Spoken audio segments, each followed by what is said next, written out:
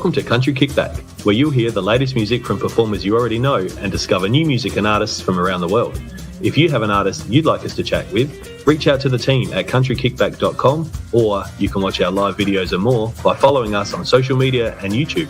Here is your host, Danni Shaw, with the latest from Country Kickback.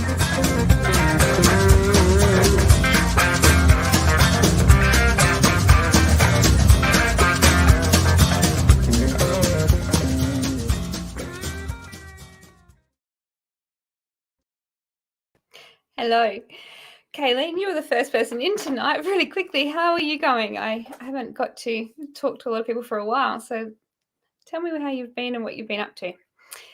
I know we had a show yesterday and we've got another amazing show tonight. We've got the next 3 weeks, we've nearly got a show every night coming up. So I have popped some up on the page already, and you can actually click and get a reminder because some of them are at different times. We've got some international ones that we're doing different times of the day to fit in time zones. So if there's any there that you really want to be reminded, click the reminder and it will just tell you 20 minutes or 15 minutes before we air. Well, we've got Jamie Lindsay in the room to have a talk tonight. He's got a new single, Carry On, that he released a little while ago, and he's a fellow Tasmanian, so I always love having him on the show. We're going to welcome him into the room. Hello. Oh, hello, Danni. How are you? I'm good. We were just sitting and having a chat because we're both Tasmanian and we've just met. We always meet from all the other sides of Australia, never down here. So. No, I know. It's crazy. And we've just figured out that we are probably the most related that I've ever met out of anyone, probably on my dad's side and on my mother's side. Yeah. We're possibly double cousins. Yes, I think so. Crazy. On both sides here, I knew with Lindsay we definitely would have to be related, but then I find out where your mum's from, and from the same little town, Mathina, which everyone knows has always got a lot of country music going on. We've got a lot of gigs coming up down there this year. It's funny because I actually I've done quite a few shows at the Mathina pub, but I think before the renos, well, maybe I'm not sure, but back in the late 90s, like 98, 99, I did a few shows at Mathina pub and also at Fourth pub as well. Yes. So when I'd first moved over to the mainland, I was living in Bendigo, just out of Melbourne, and I brought my band down for a little Tassie tour, which was fantastic. And those were the two places that I rocked out at. It was awesome. I remember, can I tell you a little story? Yes. I remember, when I played at the Mathina pub, it was so cold that even though because we were staying, where were we staying? I think my mum had moved to Ross Arden by then. I think we were staying with her at Ross Arden, which is not that far away, but it's a bit of a drive. And so I remember coming out and there was 3 other guys in the van and we were load all the gear in the van, blah, blah, blah, blah, blah. And we looked at the windscreen and it was like frozen. The windscreen was frozen and everyone had already shut up and everything else. So we couldn't get any warm water or hot water. So viewer discretion, okay, just a warning, So we had to, the 4 of us had to relieve ourselves on the windscreen just so we could get some clarity. Just anyway, that's a true story, 100%. It was frozen. So Tasmanian. It's so Tasmanian. We thought, what are we going to do? We can't get any warm water. They've all shut up, blah, blah, blah, blah. What are we going to do? We thought, right, everybody, we on the windscreen, and it worked. So anyone out there, I'm sure that's been done many, many times. But if you're ever in a situation where that catches you out, just remember my tip.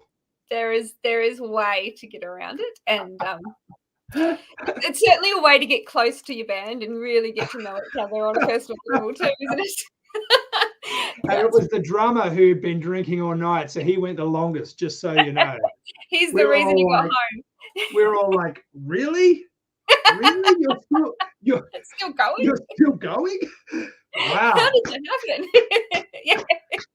Tie that thing up. I'm so sorry. Shall we start the show again? I'm sorry. We should start the show. No, well, it's interesting you say that because I remember when I was a kid and we used to go to Mathina and I would always get chilblains. And I'd come home and Mum and Dad would tell me I have to weigh on my feet to get rid of them. So it's the whole same thing. It fixes the cold problem every time. Oh, God. You know, dear. I've got so many stories. Listen, I'm not going to bore you with all my Mathina stories. Like I spent so much time at Mathina growing up as a kid. You know, you guys had a farm, but we just had like a little block of land in the main street. We had like a little kind of Humpty on it. It was like a caravan / with a kind of like an annex made on it. And we had some sheep on there. It was really kind of small, but all the family used it. It was my pop and my nans, but all of the uncles and all of like the cousins, we just used it, you know. And it was a great place to go fishing. Like I learned how to skim stones at the river. Well, that's where the farm.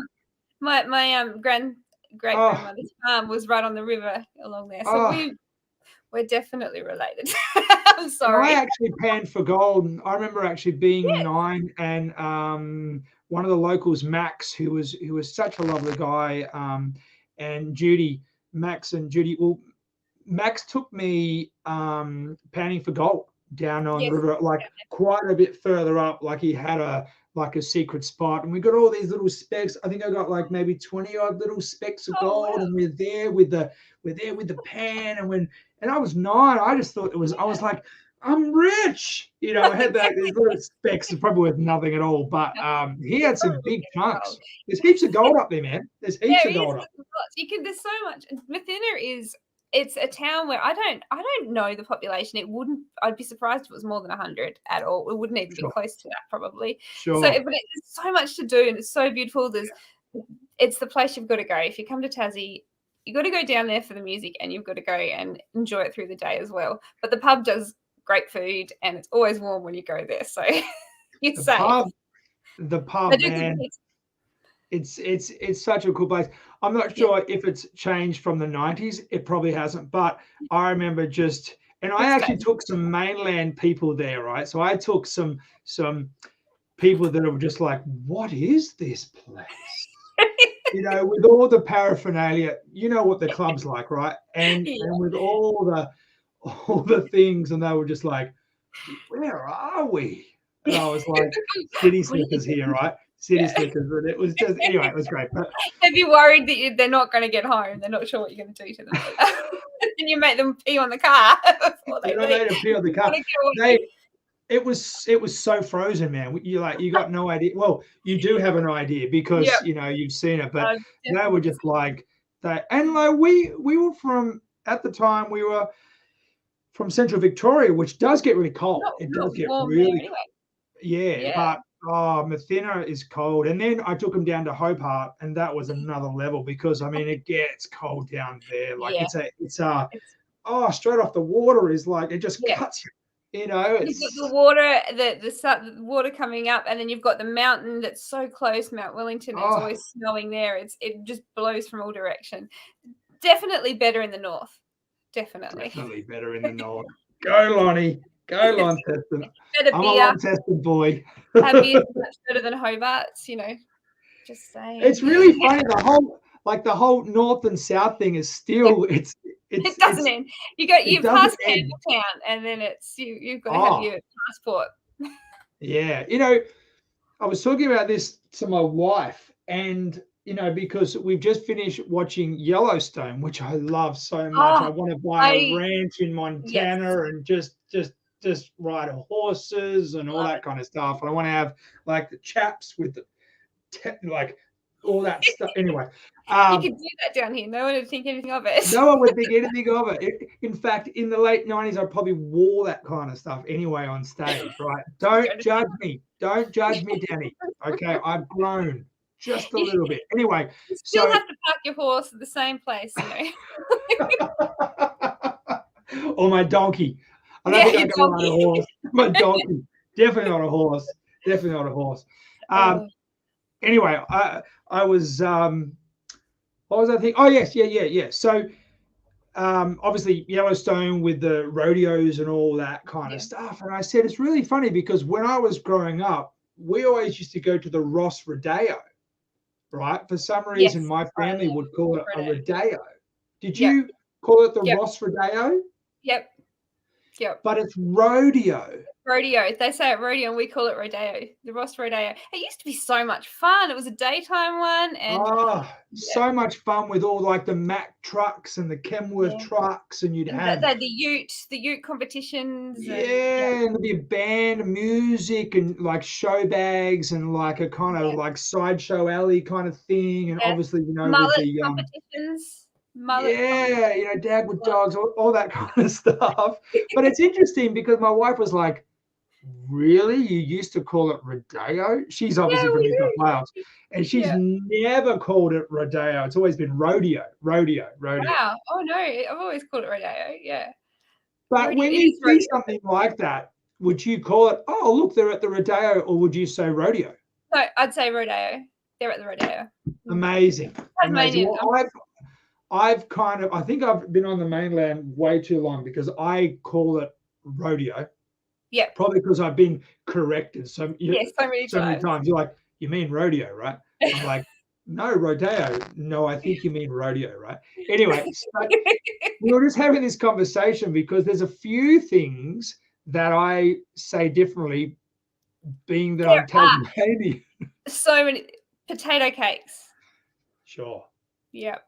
Potato cakes. I don't understand. They say, do you want a potato scallop? No, I want a potato cake. It's all about scallops over here. It's potato cakes. And I only call it because when I'm standing at the takeaway shop and it's written as scallops, I just have to call it what it is because they're going to go, oh, what's that? Yeah. What's that? We don't sell that. I'm like, anyway. But there's heaps of stuff like that, which is and potato cakes is definitely one. There was another one I thought of a minute ago. There's so many actually that we have down here, and everyone's, what are you talking about? I was agency nursing in Queensland a couple of years ago, and it was my first ever Queensland shift, and I had to give out some of the dangerous drugs, which you have to have two nurses for. And I'm standing there and I'm checking, doing the count with them, and then they looked at me and they didn't understand what I said, and where are you from? What do you mean? I'm Australian. No, where are you from? I'm from Tasmania. Like, we don't know what you're talking about. What are you saying? And I don't even know what I did wrong. I know. And look, as I said, I've been on the mainland since, for 99, 98, 99, and I've been living in New South Wales since 2001. So, but there's still so many things that I just do and say that's still very Tasmanian. It's just, it's just so inbred into me that you say palmy or parma? Chicken palmy or chicken parma? Oh, that's a good one. What do I say? Palmer. Yeah, so I'm a palmy, and I think palmy seems to be more common down here. I think so because I've heard people on the mainland say palmer or chicken palmer. I'm like, what? Oh, okay. Palmy, chicken palmy. Yeah, that's funny. That's so true. I might have probably said that long time ago, but it's just. But there's just the funny things, and when I speak to my family, because they're obviously still in Launceston, and like my family is really country too, probably the same as yours, and we grew up really country. So when I put my dad on speakerphone, my wife, after the conversation, I have to like translate. What he says. Yeah. It's like we're from another country or something. It's so different. She was like, I don't understand anything that your dad's saying. It's chicken pajama, and she put rodeo, It's really funny, but it's just like I can have a full-on conversation with my dad, and it's funny. I just go straight back into Tasmanian mode. Right? Language.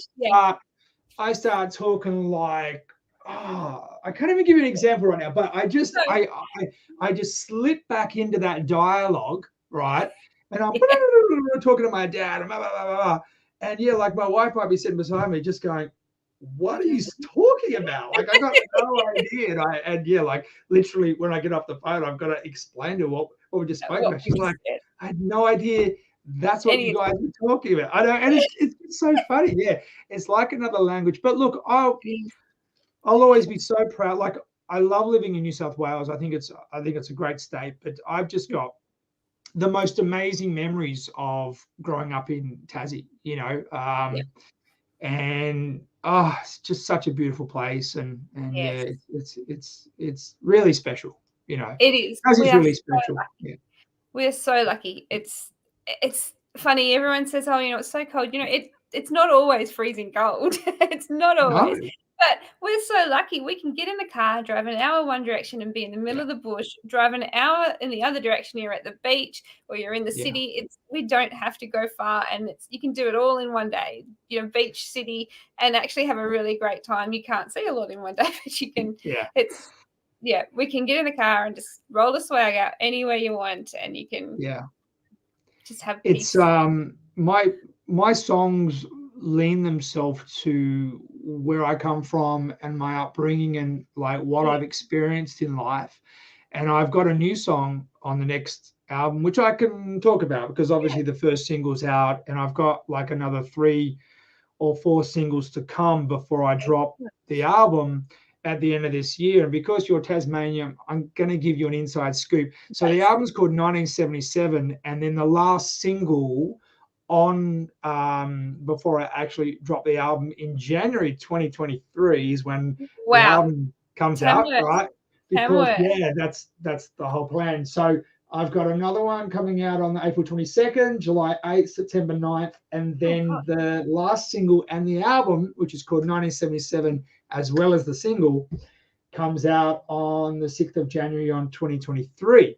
So 1977 was the year that I was born, and that song is all about my family. It's all about my upbringing and all the things that I saw when I was growing up. And there's a recurring line that says it wasn't right and it wasn't wrong. It's just the way it was back then. Yeah, exactly right. Yes. Well said. So there's so many elements of my life and just what I saw as a kid that, you know, thinking about it back now, I thought, well, that may not have been right at this time now. Not this time. It was. But it's just the way it was back then, and it was totally fine because that was the time, you know. It's a bit like if you watch an old TV show now, like Country Practice or Blue Heelers, all those things. You watch that now and you think, oh my God, we're allowed to do that, or we're allowed to say that, but it's how it was. It's not now, but it was, and there was nothing wrong with it. It's just that's right. And you know, this is the whole kind of recurring thing with, you know, what we're going through at the moment, you know, with obviously Australia Day and all that kind of stuff, and wanting the day to be changed. I have no problem with the date being changed. You just tell me a date and I will celebrate it, because as long as we can celebrate. Yeah, I am proud to be Australian, right? It doesn't bother me that it's on the 26th or the 27th or the 28th or the 29th or the 30th or whatever date you want to throw me, as long as you give me a date that I can celebrate, to be proud to be Australian. And I really am. And, you know, look, we can't change the past. We can reflect on it, you know, and, you know, if we'd all had our time again, I'm sure that we would hopefully do things differently. But, you know, 200 years ago, and you know, it's the way things were back then, and as atrocious as it was just the way things were back then. And it's no excuse for what happened. I'm not saying that whatsoever. But you know, moving forward, let's do it better. Let's do it better. Absolutely. And I want to feel that I also have the right to be a proud Australian as well. We all work very hard. We all pay our taxes, which goes towards our roads and our hospitals and our schools. And I'm very proud to work hard in this country, to be a part of that, to contribute to that. And I will always celebrate Australia Day, and it doesn't matter what day it is, just as long as there is a day that we can all get together and be unified and to so anyway. That is the most perfect way of explaining how we feel, saying it like that is just exactly how I feel. That's how I feel. And you know, if that offends someone, then I'm not sorry, because that's just my opinion, and it's my God-given right to have one, as it is yours, as is anyone else's right to have their say and have their opinion. It doesn't make it right or wrong. It's just an opinion. Everyone's got one, but we've all got the right to have one, and we've all got the right to live our lives the way that we want to live them.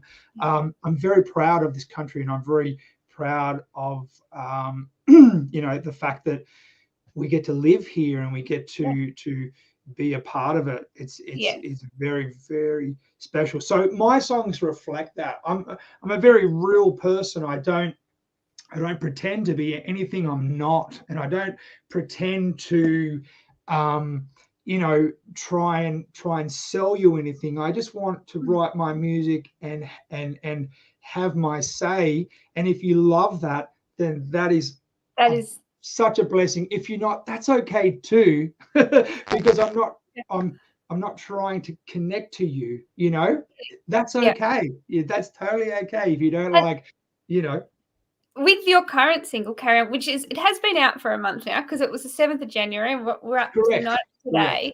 But Carry On, you can see that and you can hear that. You are talking about, you know, things that you see here and hear every day, and you can hear that's what you're saying. It's we keep carrying on, and you're talking about the things that we do and how tough it is, but we keep going.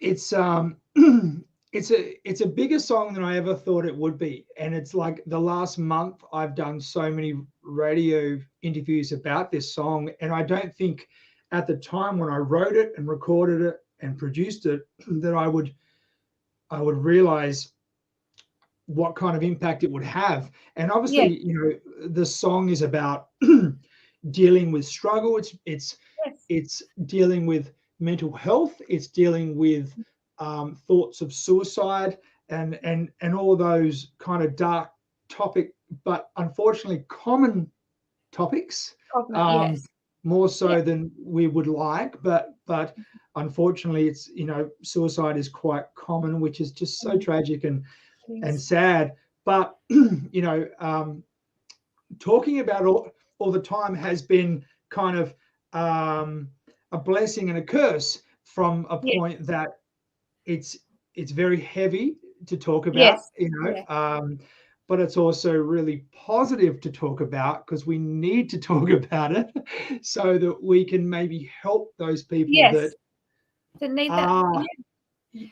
You know, and so, like, the last month for me has been a very much a roller coaster with this song, because I'm very proud of the song, and it's great to talk about it, but it's a very heavy-hearted song because of the topic that it relates to. So probably the same as you, all my life I grew up with, you know, people around me, you know, taking their own life. I can remember hearing my dad talk to his mates back when I was really young about, you know, this farmer took his own life, or this person did that, and this person. And then, you know, my first cousin took his own life. One of my good friends took his own life. And then I did a charity event about 18 months ago for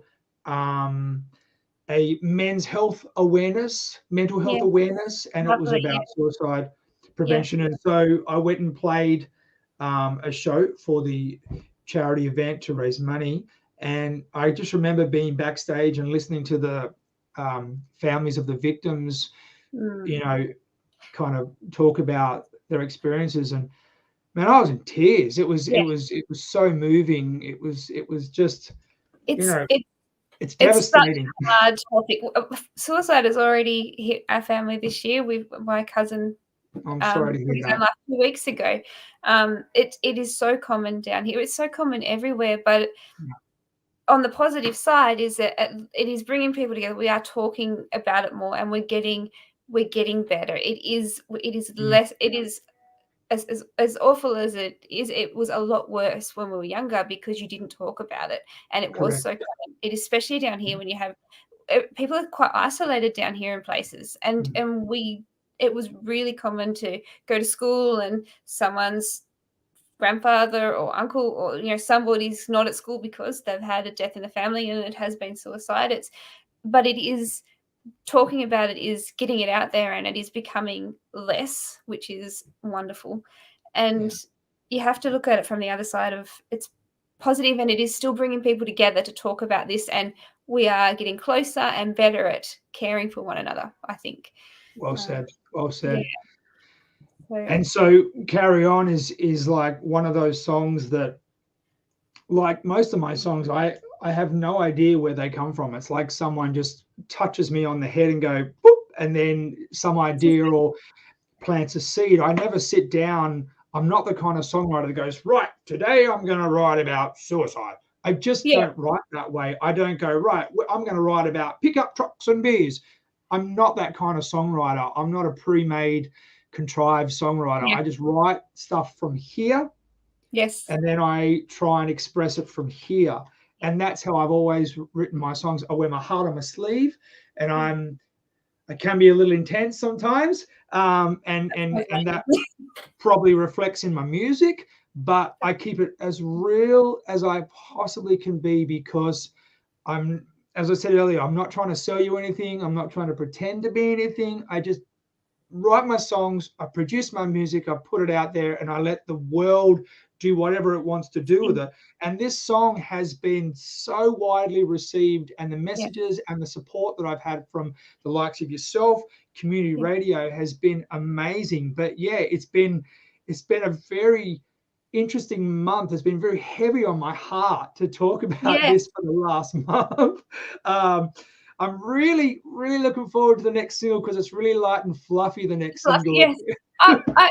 Hearing that it's been such a heavy month, and I can see that in this single, but I don't know, I'm very much a try, and I don't always do a very good job of it, but I try to always just take a positive from every negative there is. If you look hard enough, you can find some sort of positive to cling on to try and get you through those times. The song is very positive, and that is exactly what I took out of the song, and I always watch or listen before I go live as well, because it just refreshes your mind. But I actually had a couple of days where I hadn't heard it, and I listened to it again today, and I still walked away feeling positive and thinking, you know what, that is just such a lovely way of keeping this fresh in our minds, that we have to look after each other, that it's hard, but you still feel positive coming out of the song, and that's Thank you. Really well done that way. Thank you. Yeah, I didn't want to. I mean, the last thing I wanted to do was make the music sad and dreary, I wanted to make it uplifting and energizing and big and, like one of those songs that when you see people drinking at the barbecues, having a drink, and it comes on, it's one of those songs that everyone's going to get in there and sing with, and it helps you bond, I think. Well, then, it served its purpose, because like, it's one thing to have a song about that, but then like you have to match it up, and I really feel that the lyrics and the music kind of matched up really well to give it that lift and that positive. And you're right, we need to talk about this as much as we can, because who knows, there could be someone out there watching your show right now that's having these really dark thoughts and are really struggling with what's happening, and maybe you and I talking about it right this second turns them around. If that happens, Danni, then our job is done. Exactly right, and that is exactly the thing behind the music industry, especially Australian country music. That is, everybody, if they can just touch one person, everyone's happy. You're not doing it because we want to get rich. You're not doing it because you want to be famous. You're doing it to make a difference. Yeah, exactly right. And look, our industry. My songs are like that. I just write how I feel. Real. and that's okay, and so I'm not one of these kind of Nashville songwriters that kind of has an agenda to kind of, it's going to be 3 minutes 30 and it's got to have this in it and it's got to have this in it and this. It's got to have a truck and it's got to have a dog. It's got to have a truck, and we're going to talk about Budweiser and all that kind of stuff. Yes, yeah. None of that. No rules. None of that in my music. Let me tell you. I'm. We're very much the same. We probably grew up very blue collar and meaning that middle class. I didn't come from money. I came from hard working people, and that's what's been instilled in me. And that's what I'm instilling into my kids as well. Yes. You don't get handouts. You don't get things for free. You get things that you work for. And that's what I'm all about. And that's my music will probably relate more to the blue collars more so than like anyone else because that's who I am. That's kind of my roots. That's where I come from. And and by the sounds of it, we both came from the same places, so place. You know exactly the same people. Whitemore, Whitemore, yep, they're all wow. And Tassie isn't that small. It's small, but it's not that small. But we just have Well, I've never met anyone besides yourself, Danni, that's like possibly related on both sides of my family. That's incredible. That is incredible. There's such a Tasmanian story. When I got married, and I'm not married anymore, but when I did, we got married, we had our wedding, and we randomly found out that his cousin was my cousin. Oh. His first cousin was my second cousin, but from different sides of the family. So his was through his. It had worked out that their dad was related to his dad, and they were related to my grandmother's side. But I'll never forget that moment. I'm like, what? But it's just so Tasmanian. It happens. It's just Tasmania all the way. It's so Tasmanian. I've had the same accountant, right? I've had the same account. This will actually spin you out because this also includes you on this, right? Oh. So I've had the same accountant since I was 17, from Tassie, of course. Yes. And he's recently retired, and so he's been like, I'm gonna have to pass you on to one of my youngest because I'm gonna be stepping down. And I'm like, oh, James, we've such a long time. He's been doing my tax for since I was 17, was it 23 years, something like that. And anyway, I was like, oh, okay, cool. And so he was like, yep, I've got this young guy. Anyway, I met my accountant, this is last year, and like my new one, who I was passed over to, still from Tassie, still from Lonnie, and I wouldn't have it any other way. And it's just who I am. It's just all I trust, Yeah. Anyway, my accountant's name is Jacob Lowe, and the Lowe family is from Mathina, and we're related. Yeah. That is crazy. Oh. And you're not even living here, and you still managed to do it. No, because I was looking at his last name, because when I first got his first email, I was like, Lowe. I was like, I wonder if he's related to the Lowe's from Mathina. And yep, sure enough, his grandmother. Yep. That's exactly right. It does happen a lot. We do hear these stories. It's just really crazy. Awesome. It's just awesome. It's just so Tasmania, so small. But look, we've had the perfect life. We really have in that respect. We're so lucky. It's so cool. It's so cool. I don't have it. I was going to say for your family, because they're not like us. They haven't lived through this growth and upbeat. But did carry on. You've had this last month talking about it. How did it impact your family? Has it had that same feeling for them? My family in Tassie, or and at home, because I guess at home they'd be around it all the time, and both sides. Yeah, look, it's been interesting. Like, my wife is my best friend, and I talk, so like each time I have like an interview, I kind of talk to her about it and go, oh, wow, I'm really, really drained from talking about suicide, because it's really emotionally heavy, So she's she's been a great listener for that. My kids, I've got a 21-year-old who doesn't live with me anymore, but he's out flying his own flag. But I've got a 4-year-old little girl, and I've got a 1-year-old in about 2 weeks, little boy. So, you know, all this goes over their head. All they care about is like toys and all that kind of stuff. So they've got no idea what's happening. My family in Tassie are just very proud, very proud, you know, that I am doing what I've always said I would do and what I've always done, really, you know, because I stepped away from the scene for many, many years, which they were a bit disappointed about, because they really wanted me to continue on with country music.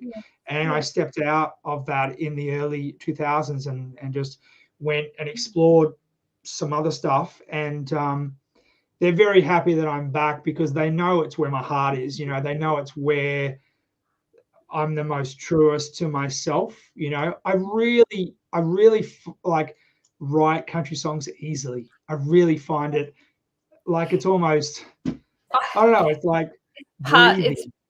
Yes, and I think especially, you know, we've come from pretty well the same families on both sides, and country music in our families and where our family's from in Tassie, it is part of us. We couldn't be here if there wasn't country music, and I don't think that we could have. There was no hope of us getting out of this life without loving Australian music. It's just so great.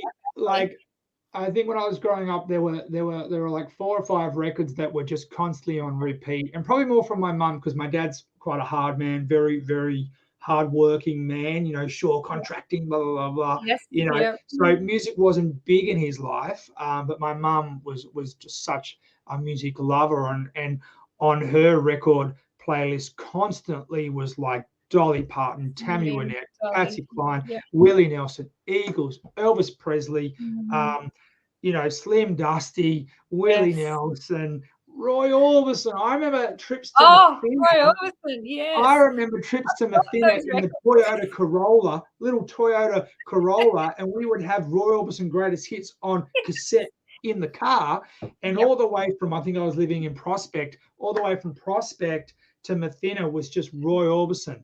Roy Orbison. On tape, absolutely. Yes. On cassette tape. I have still got those cassette tapes here and those records here. I've got all of them. It was just what we were bred on. Yeah. Conway Twitty and all of them. Just so much. Twitty, Conway Twitty. And look, even the Tasmanian ones, Jean Stafford. Absolutely. She's a cousin. She's a cousin. I ran into her a couple of years ago, but she's a cousin too on the shore side as well. So wow. And you know who actually who sent me a friend request like a month ago? Debbie Parry. Yes. Oh gosh, yeah. Well, she used to square dance as well. So my parents. Debbie Parry. Like when I was she's still singing. She's still out. Yep. Yeah, she's still out doing her thing. I was following her on Facebook. Oh, Debbie's still out there playing. That's so good, man. Look, you know, it never leaves you, man. I've got, like, in my first single that I released off my last album is called Nashville, Tennessee. And there's a line in it that says, you know, you can take the boy out of the country, but you can never take the country out of the boy. And that is the most truest thing ever, because I am in here. I am so goddamn country. Absolutely. You know? Yeah. It's, as I said, it's part of us. And if it wasn't a thing, we wouldn't be here. It just wouldn't happen. It just wouldn't happen so naturally. Yeah. And I think that's the thing, you know, because a lot of, you know, artists that I see, especially the ones in Nashville, I see a lot of artists that I feel is a little contrived, you know, it's a little kind of manufactured, and that's fine, because obviously they're trying to go for a certain market, whatever that is. But I just go, yeah, that's not real. It's not real. Not. I think the one thing, and I always say it, is everyone's like, oh, you know, country music. You get those people that just don't understand it. You know what's so beautiful about country music is we have so much room to move in our genre. You can have those people that are aiming for that market, and then people like yourself. There are so many ways that you can take your music, and it is still country, and there's so much freedom in this genre, and it's so fun. It Yeah. really is. all Yeah, that. you know, because you can be a little bit poppy, you could be a little bit rocky, you could be a little bit bluegrass, you could be a little bit traditional, you could, What did Tim and you Dustin know, say? Country music added to the sound of all those genres. yeah, and that's the beauty of it. And yeah, it is a Yeah. very exciting time, I Yes. feel, to be in country music. You know, we've got some amazing Australian country artists, besides obviously the greats like the Lees and the Troys and the Ginas, and you know, Yeah. and obviously Graham Connors. I mean, coming back from Yes. Tamworth, because I went up to Tamworth and I listened to Graham Connors all the way home, and I just, at the top of my lungs, I was singing like Road Less Traveled, you know, and He further can't. north each year, and I was just like this, like I just love Graham so Yeah. much, and That's so beautiful. it's The just singing so Catholics. Do you remember those? yeah. Look, he's great, but yeah, but now we've got like obviously Amber Lawrence, who I just love, and Travis Collins, and you know, heaps of new ones that are like really taking off Yes. and doing the thing, you know. And it's great to see like Catherine Britt. I think she's amazing. Yes. Yes. Yeah, there's so many, and Adam Brand, but he, like, Yeah. for me, Adam Brand is up there with like Lee and Troy. You know, Yes. He was the that Wolf era and he's brothers, still that who level. I just love. Yeah, they're just amazing, Tasmanians, yeah. and Tasmanians. Yeah, I mean they're from Tasmanians Hobart, put but a that's all lot of right. good stuff they are. Well, yes, that's true. But yeah, So that's we might get a that's switch. all. Yeah, might be able to switch them. Or Yeah. yeah, exactly. We'll see how we go. We'll see how we go. Yeah. Kayleen just popped in before and she asked, are you heading to Tamworth in April? Oh, great question. I was up there in January. Where were Yes. you, Kaylee? I was not there. I was very upset. Very. I went up there, the Austin Tourist Park, who I went up last year, the first time it was cancelled, and they reached out and said, hey, we've got some people still up here. You want to come and do a show? I was like, yeah. Yep. And yeah. And $30 this year, 2 weeks out, you know, it was postponed, and they reached out again saying, hey, look, we are almost full capacity still. Do you want to come up and do the same thing what you did last year? I said, yeah. And so I drove up and I did a radio interview, and I hung out with Beck, who's my publicist, who I just think is the bomb. And so lucky to have her. Oh, I'm so lucky to have. We're so lucky to have her. She's just amazing, and she works very, very hard, and too hard. too hard sometimes. Yeah, and so yeah, I went up and hung out with Beck, and then I did a radio interview with Sally Ann on 2TM, which was awesome. Yeah. And played my song "Carry On," and then I went and did that night. I went and did the Austin Tourist Park. It was great. There was like well over 100 people there because they've got a really big kind of setting, and everyone was there, and it's a great show. It was with Darren Coglan as well, and who I love, and it was just great. Sold some CDs, met some new people, met some new fans. It was just wonderful. So, doesn't answer your question. Am I going in April? Yeah, maybe. Yes, maybe. If there's a few things that need to line up. 2 weeks ago, 2 weeks ago, I would have said no. Yeah. And now a few things have kind of been put on the table for me, because I was like, okay, I don't think April's going to happen. I'll just set my sights on January 2023, and I'll just use all my energy to you know, focus on that. And then a few things have kind of come on the table now, and for kind of April, and I'm definitely weighing it up, and I'd love to be there if I can. I love Tamworth, and I love the vibe of the town, just in general. Even when it's not festival, I just love Tamworth. I love driving up here. Like, it's only about a 4-hour drive from where I am on the Central Coast, and it's really breathtaking. Yeah, the scenery is beautiful through Singleton, Muscle Brook. Yeah. It's an amazing drive, and it's like beautiful freeway the whole way. And so you're just going, I want to buy a ranch. I want to buy a ranch. I'm going to buy a farm. You know, Away to the road. stuff Montana. I'm moving to Tamworth. You know. Yeah. Oh, definitely. I always said that's where I wanted to live. Kaylin said that she saw you in January at the Austin, and she Oh, did great. mention it before. There's so many comments. I have to scroll back. We'll have to have a look through the comments when we finish. Okay. Sorry. What has she said? Oh, here we go. Kaylin said she loves to see the artists singing their originals and expressing what is close to their hearts. 100%. And that's what we're saying. Absolutely. And Troy is in, and he said he's been listening to your music and we'll be playing it after this show. Thank you, Troy. Have you met Troy? Have you seen Troy out?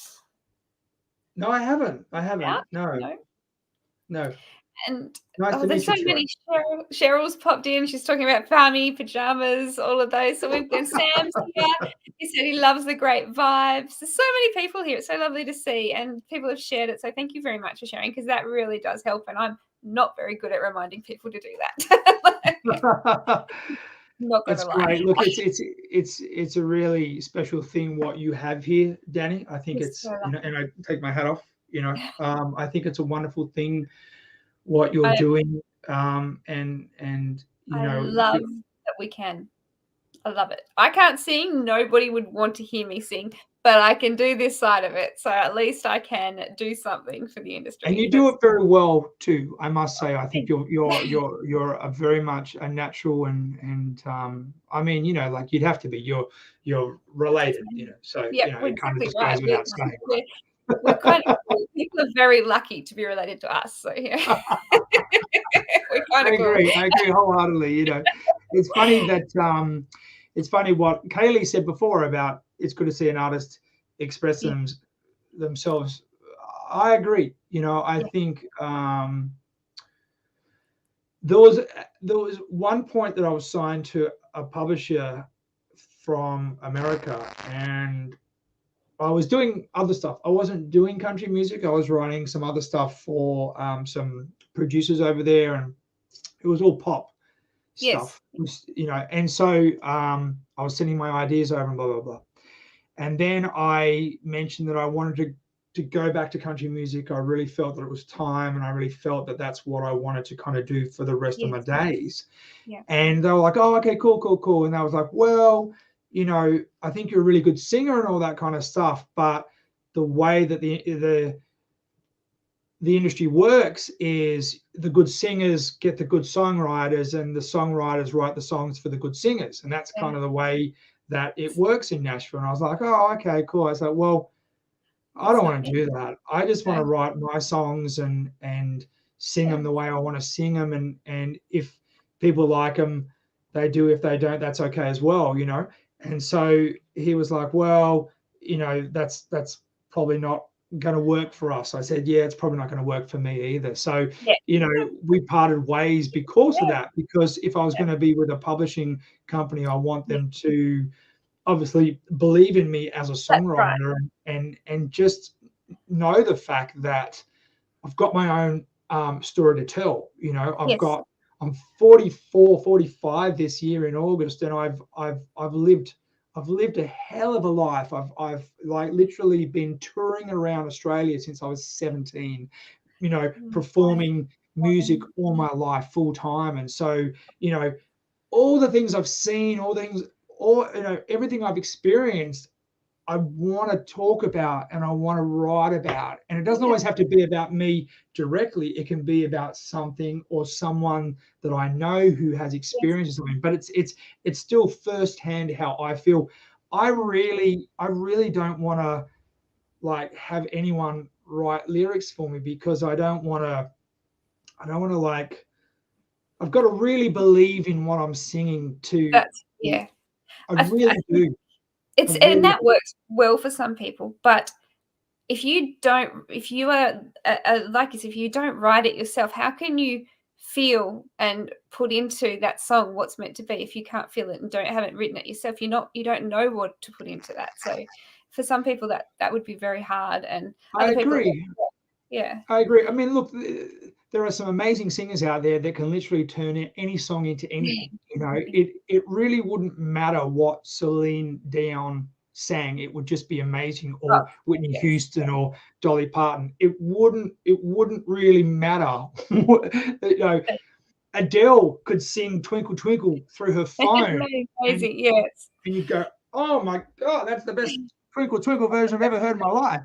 She's an amazing singer, you know, and she's got amazing songwriters for her. So in some exception, that's fine. Definitely.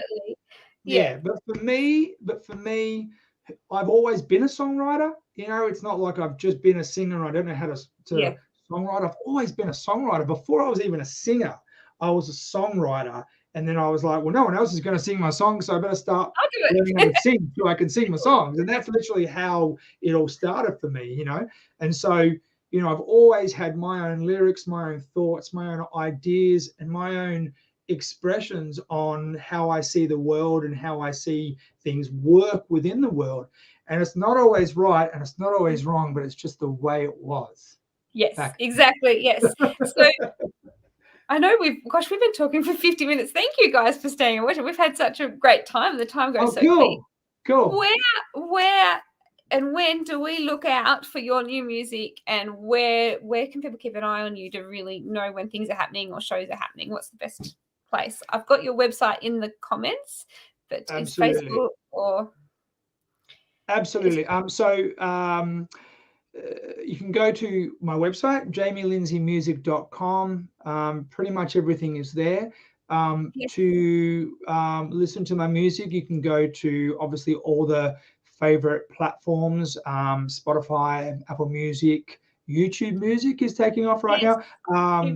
iTunes as well, if you want to download. There's hard copies of my old or my previous album available on my website if CDs are your thing. Yes, I'd love to hold something. I know, me too. I love CDs. I read the covers. Yeah, the lyrics, all that kind of stuff. Yep. Yes, YouTube. I've got videos out there on YouTube. As I said, my next single is coming out on the. I look because I've actually got a whiteboard. This is my studio. You're not looking into space. I've got a whiteboard with literally the whole album listing and the schedules as well. So the next single comes out on April the 22nd, followed by a few more singles, and then the rest of the album will be out in January 6th, which will be here before we know it, because we're already into February. I don't know how. No, so I have a question for you. He said, when you're on the road, is it fast food or do you cook your own meals? Depends what time of the night. Like, I'm a sucker for a 7-Eleven after a gig. You know, I try not to eat after the show because obviously it's the right time. It's not the right time to eat, and I got to watch my figure, all that kind of stuff. But if I'm literally starving and I'm frothing at the mouth for something, I'll go to 7-Eleven and I will devour whatever I can devour. But if I'm going back to the hotel room, yeah, absolutely, I would definitely cook stuff up. Normally when I'm on the road, I'm trying to, save on money, like, because everything is costing you, the hotel, all that kind of stuff. It's not always provided. So you have to put that into the cost of just the tour and stuff. Yeah. So 2-minute noodles are great. Baked beans are great. On toast, Vegemite on toast after the gig is always a winner. So stuff like that, that's really doesn't really cost too much. It's not very healthy either, but generally you would do it in the hotel room. That's exactly right. And look, once you get to the gig, food's probably provided for you anyway, so that's at least one meal that you don't have to plan for. And then the breakfast is easy, just wheat bix and milk and some fruit. That's easy. But then you would probably stock up on 2-minute noodles and baked beans and bread the and naughties. Yes, all the naughties. But it is what it is. You're not on the road to be really kind of thinking about that. But when I get home, my wife's an amazing cook, and I'm just so lucky. She's not watching this, but like I'm punching way above my weight with that one. I'm so lucky. So big shout out to my wife for looking after me and keeping me really fed. So good. So nice. And especially, you've grown up on country Tasmanian food. You used to have great homemade food. There's nothing better. There's nothing better. And, you know, I'm very lucky to, she loves to cook, and she's always trying out new things, which is great. So yeah, yes. I'm very well looked after, and very, very blessed. Very so yeah, hopefully that shame you can't get a Bunnings snag. Not at that time. No. Of the night. So, one thing when I go to a gig, it doesn't really matter what time it is, but late at night, on the way home or on the way back, I cannot go past. If I go past a McDonald's, it's a McDonald's Diet Coke without ice. I can't go past that anytime. Right. I love it. Right. Well, that's your vice. That's your vice. I can remember in Tassie, you know, in Lonnie, you would finish your gig and you'd go to Grand Central Station, because funny enough, still do. Oh, you still do, right? Okay, there you go. Funny enough, when I was growing up, McDonald's didn't actually come to town until I was about 15. So I remember when McDonald's came. I do remember. Like Friday nights, we had two options. Friday nights was either KFC night or pizza night, and then later, as we grew up as kids and our taste buds kind of changed, it was Chinese on a Friday night. You know, so they were our kind of three options as kids. We didn't even have food courts. Like we still don't. I remember when Morty's opened, and that has like five different venues, and it was the biggest thing in the world because it was a food court. It's still not a food court. We don't have them. Oh, look, it's very cute kind of thinking about that. So but yeah, it's you know, over here, the tradition over here, just so you know, over here, it's late night kebabs. Once you finish, yes. Once you finish in the city or wherever, you know, and if you've had a few, and obviously if you're not driving, but if you've had a few, it's really hard to resist not to go and get a dirty kebab. So good. I do that every groundwater. You get to the last day of groundwater and it's late at night and you're going back, it's early morning. It's a kebab on the way back every time. It just makes you feel so dirty but good at the same time. I know. Yeah. You can't go past it. My goodness. We've nearly talked for an hour, so thank you so much for all your time. I love having you on the show. And I hope we can get you back for April before you head up to Tamworth. Hopefully. I would love that. Thanks so much for having me, and thanks to everyone who tuned in, and reach out, say hello. I'd love to hear from you. It'd be great.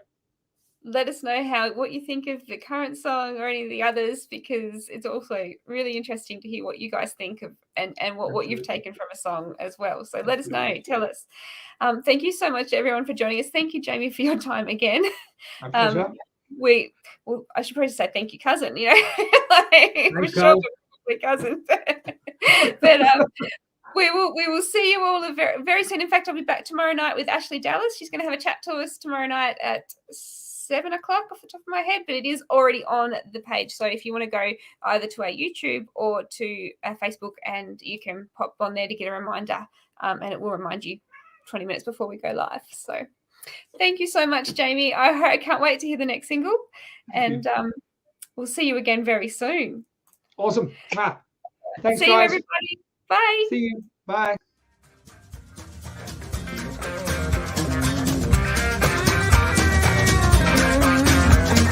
Thank you for listening. We hope you've enjoyed today's program. See you next time with the latest with Country Kickback.